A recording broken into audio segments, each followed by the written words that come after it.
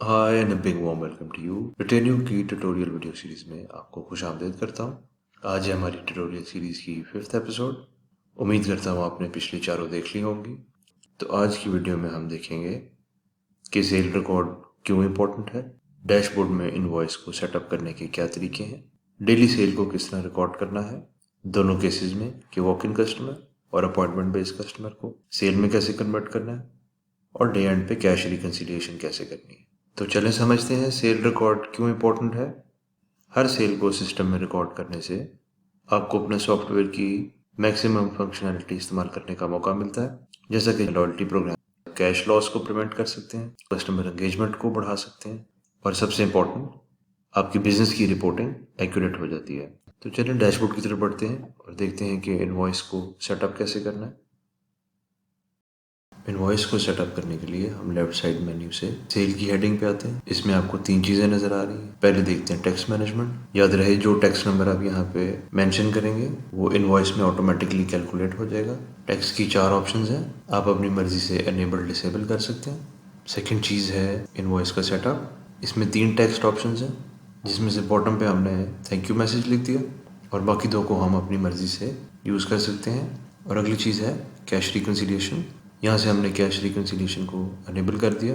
ये हमें अलाउ करता है कि रोज़ हम अपने बिजनेस का कैश एक्यूरेटली मेजर कर सकें और अपने टिल्स को कंट्रोल कर सकें।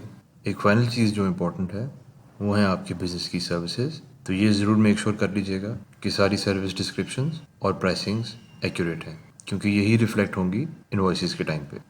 तो चलें इनवॉइस जनरेशन की तरफ बढ़ते हैं। तो चलिए बढ़ते हैं आज की वीडियो के मेन क्रक्स की तरफ। सेल को रेज करने के या रिकॉर्ड करने के 2 तरीके हैं। पहला है वॉक इन कस्टमर की सेल जनरेट की जाए, जिसका तरीका बहुत सिंपल है। आपको सामने रेज सेल का बटन नजर आ रहा है हमारे मेन डैशबोर्ड पे। अब इस बटन को क्लिक करेंगे तो सेल पेज खुल जाएगा और यहाँ से हम इनवॉइस जनरेट करेंगे। अगर ये कस्टमर पहली दफा आए हैं तो हम ऐड कस्टमर के बटन से एक फॉर्म खोल के इनको ऐड कर लेंगे, वरना हम ड्रॉप डाउन से कस्टमर को सेलेक्ट कर लेंगे अगर ये पहले से हमारे सिस्टम में एडेड है। नेक्स्ट हम इनकी फ़ोटो भी ऐड कर सकते हैं। इसके बाद हम स्टाफ मेंबर सेलेक्ट करेंगे और हम सर्विस ऐड करेंगे। अगर कोई प्रोडक्ट यूज़ हुआ है तो वो भी ऐड कर लेंगे और सबमिट दबा के सेल को कंप्लीट कर देंगे। तो ये आपकी कस्टमर की फाइनल रसीद जनरेट हो गई। और अगर आप चाहें तो आप यहाँ से कस्टमर को ईमेल भी कर सकते हैं ये बिल। अब देखते हैं सेल को रेज करने का दूसरा तरीका, उस कस्टमर का जो अपॉइंटमेंट की बुकिंग से आया है। तो चलते हैं अपॉइंटमेंट्स के सेगमेंट पे। पहले अपॉइंटमेंट सेलेक्ट करते हैं और इस अपॉइंटमेंट की सेल रेज करते हैं। तो आप देखेंगे इसमें सारी इन्फॉर्मेशन प्री फिल्ड है। कैश की सूरत में वो हमसे पूछता है कि कस्टमर ने पेमेंट कितनी की और हम कस्टमर को इनवॉइस फिर भेज देते हैं। और अब आप देखेंगे वो हमारी अपॉइंटमेंट पेंडिंग से निकल के कंप्लीटेड में आ गई।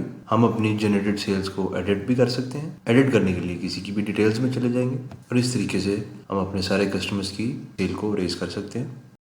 इसके अलावा कैश मैनेजमेंट के लिए जो ज़रूरी चीज़ है वो है पेटी कैश। आप अपने सैलून के लिए जितना भी पेटी कैश ऐड करेंगे या विड्रॉ करेंगे उसका सारा कंट्रोल इस बटन से है। तो चले ऐड करते हैं और पेटी कैश इन करते हैं। हम 250 ऐड करते हैं क्लाइंट इंटरटेनमेंट के ऐड में। विड्रॉ करने का तरीका भी सेम है, पेटी कैश आउट करते हैं। याद रहे पेटी कैश से कस्टमर की सेल्स को रिकॉर्ड नहीं किया जा सकता। ये एक्सपेंसेस सेल्स को छोड़ के बाकी सारे एक्सपेंडिचर्स को मैप करने के लिए हैं, जैसा कि क्लाइंट टी और कॉफ़ी, सैलून की मेंटेनेंस या इस तरह के दीगर अखराजात पेटी कैश के हेड में नोट किए जा सकते हैं। और फाइनली अपने सैलून की कैश पोजीशन को हमेशा अपडेटेड रखने के लिए हर दिन के एंड पे डे एंड का फीचर है। इसके थ्रू हम मेक श्योर कर सकते हैं कि सारा कैश जो रिसीव हुआ और जो आउट हुआ सेल और पेटी कैश की मद में वो हर दिन एक्यूरेटली रिप्रेजेंट होता रहे। डे एंड करते हैं, हम ओके करते हैं और आगे बढ़ते हैं। यहाँ शो कर रहा है कि हमारा स्टार्टिंग फ्लोट कितना था, यानी मॉर्निंग में डिल में कितने पैसे थे, इसके बाद कितने ऐड किए गए और कितने कैश आउट किए गए। आगे बढ़ते हैं। यहाँ पे हमारी सेल से रिसीव हुआ कैश मुख्तलिफ कैटेगरीज में रिप्रेजेंट होता है और इसके थ्रू हमारे डिल की पोजीशन कम्प्लीटली रिफ्लेक्ट होती है। तो हर कैटेगरी में डाटा इनपुट करते हैं। यहाँ आप देख सकते हैं कि हमारी कैश और रिसीट्स के थ्रू हम $25 शॉर्ट हैं, तो उसके लिए कमेंट मेंशन कर देते हैं और अगली स्क्रीन पे मूव करते हैं और यहाँ मेंशन करते हैं कि हमने फ्लोट में छोड़ना कितना है, यानी कल सुबह के लिए, और बाकी कैश विड्रॉ करके टिल क्लोज कर देते हैं और इस पोजीशन को सेव कर देते हैं। इस कैश रिकन्सिलिएशन से ना सिर्फ हमारे टेल की पोजीशन क्लियर हो जाती है, बल्कि इसके अलावा हमारी डेली प्रोग्रेस, सेल, अपॉइंटमेंट और कन्वर्जन का डाटा हमारे डैशबोर्ड में सिंक हो जाता है और रिपोर्टिंग की फॉर्म में हमारे लिए अवेलेबल हो जाता है। वीडियो एंड करने से पहले एक दफ़ा क्विक रिवीजन कि इस वीडियो से आपकी क्या टेक अवे होना चाहिए। इस वीडियो में आपने सीखा कि इनवॉइस को कैसे सेटअप करना है डैशबोर्ड में, और सेल को कैसे रेज करना है, और कैश रिकन्सिलिएशन को किस तरह मैनेज करना है including petty cash. Thank you for watching this video. आपसे मुलाकात होती है अगली वीडियो में। Bye bye.